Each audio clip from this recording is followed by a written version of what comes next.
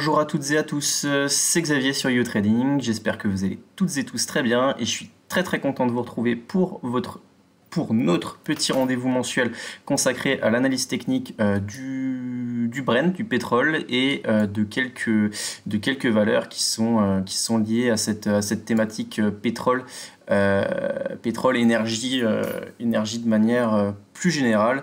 Alors rapidement pour rappeler, pour recontextualiser par rapport au Brent, ce qu'on s'était dit le mois dernier, on avait échoué, on était fin avril, du coup on avait échoué à passer la résistance sur le Brent des 87 euros et à du coup à relancer sur des 87 dollars, pardon, et à relancer derrière une nouvelle dynamique haussière, à débloquer un nouveau potentiel haussier d'un point de vue technique, qui était la zone des 100 dollars. On avait échoué sur cette zone-là et puis on avait dit que si on retournait tester la zone des 78-75 dollars, ce serait potentiellement une belle zone de support à retester. Alors maintenant, avec un petit peu plus de recul, ce qu'on a remarqué ou ce qu'on peut remarquer, c'est que cette zone des 78-75 dollars dont je vous parle depuis plusieurs mois maintenant sur YouTrading, a un petit peu évolué, puis au final on se rend compte que c'est plus une zone un petit peu plus large qui fait vraiment support, qui est comprise on va dire entre 75 et 71 dollars, et vous voyez que là on est revenu récemment tester, se faire peur deux fois dans cette zone là, faire une grosse mèche avec un petit peu de volatilité. Enfin, voilà, une mèche, c'est toujours signe un petit peu il y a de la volatilité, c'est signe un petit peu de fébrilité de la part des investisseurs. Donc c'est qu'on se fait peur, mais au final on ne casse pas et derrière on arrive à repartir. Donc le Brent qui, donc le mois dernier, avait échoué à passer cette résistance et à débloquer un nouveau potentiel haussier à court terme. Et puis ce mois-ci, c'est un petit peu l'inverse, c'est-à-dire qu'on est revenu tester le support, on s'est fait peur, on a fait une mèche, mais on a réussi à tenir et on a réussi à tranquillement, j'ai envie de dire, repartir un petit peu, faire un petit rebond technique, neutraliser la tendance et puis attendre d'avoir de nouvelles informations économiques, macroéconomiques, politiques, pour voir où est-ce que l'on va aller ces prochains jours. Voilà, en tout cas, d'un point de vue purement technique, donc le Brent, on va dire que là, depuis, on est dans un range, globalement entre 75 et 71 dollars, et donc borne basse, et la zone des 87 dollars, borne haute. Donc d'un point de vue technique, à court terme, on est quand même globalement plutôt neutre. Et puis pour avoir un vrai mouvement d'ampleur, pour retrouver une vraie dynamique, il faudra casser l'une de ces deux zones, par le haut ou par le bas. Attention, en cas de sortie, en cas de cassure des 70 dollars à la baisse, on pourrait avoir un sacré mouvement baissier sur les valeurs qui sont un petit peu liées, qui sont un petit peu corrélées au Brent. Voilà pour l'analyse du Brent à très court terme. Si je me mets en hebdo, d'un point de vue hebdo, vous voyez qu'en fait, depuis les plus hauts récents, quand je dis récents, c'est au moment de l'invasion de l'Ukraine par la Russie, on a désormais un petit peu de matière pour potentiellement tracer une sorte de canal descendant. On peut voir ça comme un canal descendant, on peut aussi voir ça comme ce qu'on va appeler un fanion en analyse technique, un drapeau, où on repère pareil que le gros support horizontal, c'est vraiment cette zone des 75-71 dollars, et qu'on a une résistance, voilà, désormais on le voit ici, c'est assez limpide. Si on arrive à casser les 86-87 dollars pardon, à la hausse, on pourrait vraiment repartir direction les 100. Voilà, après en objectif baissier qu'il faudra observer, si on casse par le bas, on voit ici c'est aussi un petit peu plus limpide, on aura probablement cette zone des 55-56 dollars, même si elle est assez éloignée du cours actuel. En tout cas c'est une belle zone technique qui devrait intéresser de nombreux investisseurs, si jamais on y arrive, et puis surveiller cette moyenne mobile de 100 périodes en hebdomadaire aussi. Voilà pour ce qui est du Brent, et puis je passe rapidement aux quelques valeurs que je vous analyse. Alors, Ruby, Ruby, un petit peu décevant parce on se disait le mois dernier, bah voilà, elle a fait un double test de la zone des 26,60 €, 26,70 €, puis elle a pas réussi à casser par le haut. Donc c'est quand même signe un petit peu voilà, de fébrilité, qu'il faut encore un petit peu de temps à se chercher avant de réussir à trouver la force de passer. Après, ce qui est vraiment intéressant qu'on peut noter aussi maintenant sur Ruby, c'est qu'après cette longue léthargie à la baisse qui a duré plusieurs années, on voit c'est bien matérialisé. Vous voyez la MM200 en rose là qui est bien baissière, qui est bien en train de s'aplatir, en train de tranquillement se redresser. C'est vrai que bah, ça prend du temps, mais on est peut-être quand même on est peut-être quand même à un tournant à moyen terme sur Ruby, et c'est peut-être une valeur qui a fait son creux pour les prochaines années, qui est peut-être en train de repartir sur un cycle. En tout cas, c'est envers ça que milite l'analyse technique un petit peu plus, si on prend un petit peu plus de recul. Mais d'un point de vue très court terme, il faudra vraiment réussir à dépasser la zone des 26 euros, 26,50 € pour réussir derrière à enclencher un nouveau mouvement, et pourquoi pas viser à plus moyen terme la zone ici, moi qui me paraît intéressante, si on dézoome un petit peu, des 30 €, donc un beau potentiel. Un beau potentiel sur le moyen terme. Si on venait à casser, voilà, on va dire 26,70 €, on pourrait venir viser 12-13%, je pense assez facilement sur les semaines à venir, avec une invalidation assez courte, parce que bah, si on prend sur cette zone des 26,50 €, qu'on se rend compte que ça passe pas, que ça accélère un petit peu, puis que ça revient, et que voilà, qu'on n'a pas la force suffisante pour partir, ne pas hésiter bah, derrière à couper à moindre perte si on revient sous son prix d'achat.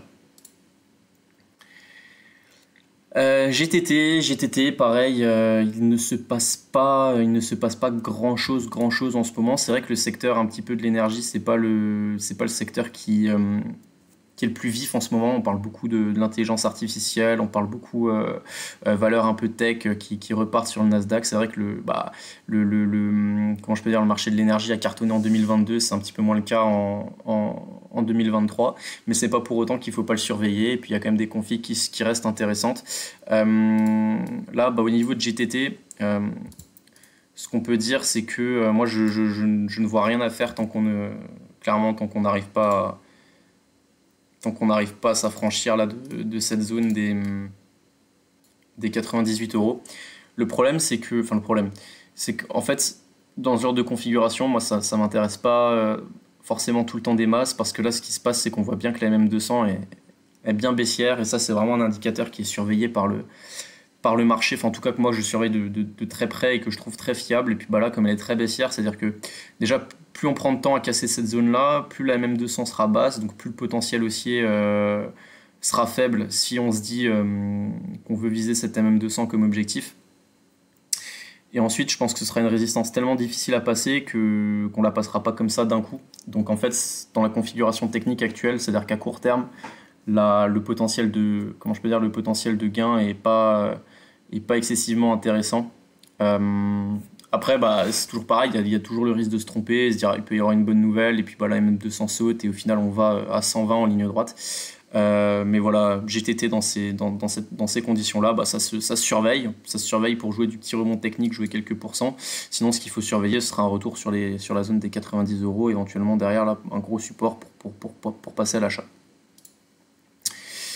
Valorec rapidement. Valorec qui a publié des bons résultats récemment, qui a ouvert en gap haussier, qui avait gagné 10% dans la journée, qui a tout reperdu depuis, qui est venu refermer son gap, et qui est tranquillement en train de travailler la zone des 10 €.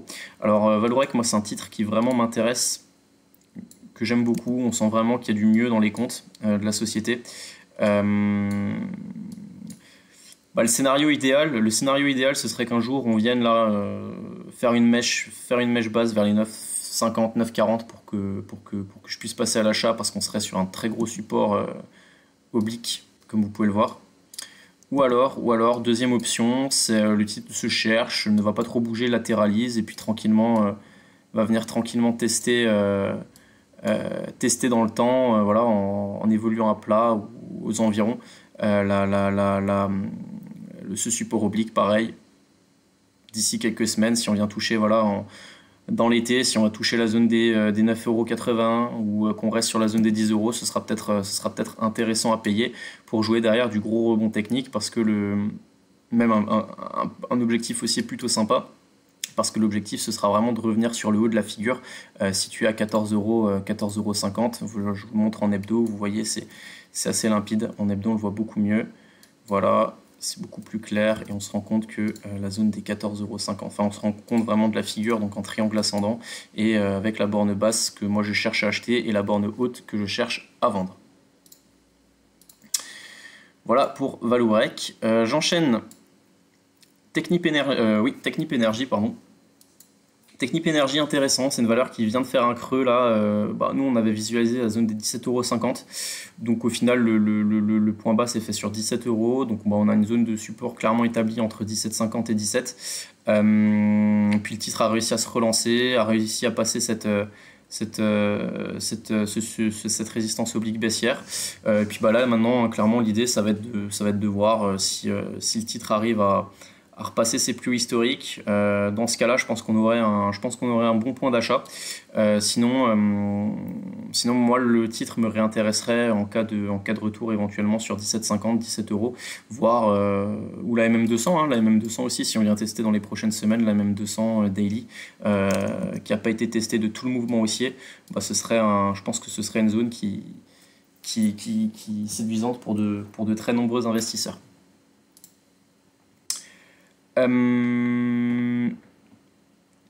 Esso, alors Esso, il y a plusieurs choses intéressantes à dire parce que je travaille un petit peu avant de vous faire les vidéos, évidemment.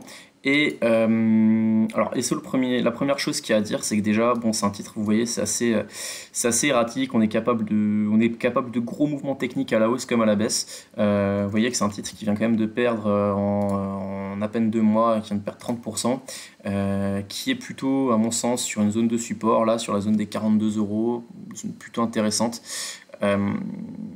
Après, si on voulait chercher un petit peu plus bas, on pourrait visualiser la zone peut-être se mettre une alerte aux alentours des 38. Aux alentours des 38, si on vient casser les 41, il y aura des chances d'un point de vue statistique, qu'on vienne de tester les 38. Par contre, ce qui est très intéressant à plus court terme, c'est qu'on se rend compte que c'est un titre qui, après avoir fortement baissé, est en train tranquillement de réussir à repasser sa MM20. Enfin, la MM20 s'aplatit. Voilà, on sent que c'est un titre qui vient qui a peut-être envie de latéraliser un petit peu en vue d'entamer un rebond technique, une relance haussière dans les prochaines semaines, peut-être prochains jours. En tout cas, on croise les doigts, il se passe pas grand-chose en ce moment, il n'y a pas beaucoup de volume sur le dossier. C'est un dossier qui reste très faiblement valorisé au vu des résultats, publiés cette année. Bon, après, c'est pas le problème, c'est que Esso n'est pas très... ce qui freine un petit peu les investisseurs, c'est que Esso, plutôt Exxon, parce que c'est Exxon qui est propriétaire d'Esso, n'est pas très généreux avec ses actionnaires.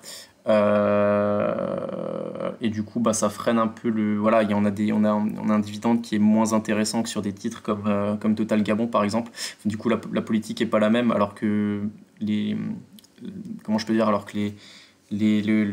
résultats, les performances financières se ressemblent un peu. C'est vraiment des entreprises qui cartonnent en ce moment, qui ont profité de la hausse des coûts de l'énergie, qui ont profité de la hausse en l'occurrence pour Esso, des marges de raffinage, parce qu'Esso c'est un raffineur, c'est pas directement un producteur de pétrole. Pas grand chose de plus à dire sur Esso, si ce n'est qu'on se le note d'un point de vue très très long terme. Donc là je me suis mis en unité de temps mensuelle. On se rend compte qu'on est sur une zone de support et horizontale. On voit avec les mèches là dans la zone des 42 € et dynamique, parce qu'on teste pour la première fois depuis le début du mouvement aussi en décembre 2021. On teste la MM20 hebdo. Et derrière, la MM20 hebdo, pardon, la MM20 mensuelle. Et puis derrière, on pourrait éventuellement avoir un non-croisement haussier M7, M20 qui pourrait se mettre en place. Donc ce serait un pattern très long terme, très haussier, qui pourrait débloquer dans les prochains mois, prochaines années, le temps que ça se mette en place. Si déjà la config tient, c'est-à-dire que SO reste un dossier qui intéresse du monde, qui intéresse des investisseurs, et puis derrière, si la config technique accompagne la tendance fondamentale, on pourra avoir pourrait espérer un nouveau mouvement dans les prochains mois. Voilà, c'est un truc, ça peut durer 1 an et demi, quoi, qui puisse amener SO à casser cette grosse résistance des 70 euros et puis viser les 90, 100, quoi. Voilà pour SO. Et je termine tranquillement avec Total Energy qui est toujours dans son... qui s'est fait peur là en fin mars, qui s'est fait peur, qui était revenu tester la zone des 52 euros, qui a réussi à se relancer depuis, qui était revenu tester ses plus hauts récents, là, la zone des 60 euros, donc la grosse résistance, et puis au final on évolue toujours globalement dans un range entre 60 euros et 54. Alors là, attention, attention, et en même temps alerte parce que c'est intéressant, en même temps alerte parce que pour moi on est sur un gros support, donc support horizontal plus MM200, donc théoriquement une bonne zone d'achat en vue de jouer une relance, une reprise direction les 60 euros.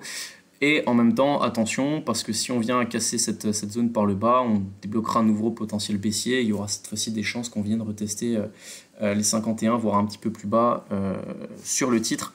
Donc là, ce qu'il faut se dire, c'est, je pense, ne pas hésiter à payer cette zone, mais avoir son plan. C'est-à-dire, si mon plan c'est de payer cette zone et de jouer la relance direction 59-60 euros, alors je n'hésite pas à sortir si on casse 54 par le bas et je ne reste pas planté en position avec une perte qui va s'accroître de jour en jour.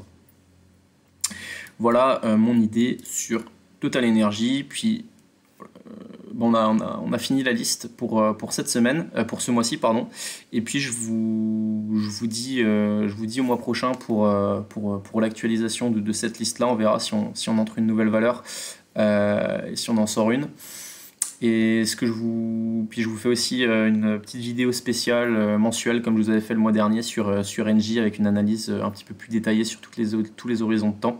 Voilà, je vous fais ça aussi pour ce mois-ci. Ciao ciao, c'était Xavier sur YouTrading, portez-vous bien, au mois prochain.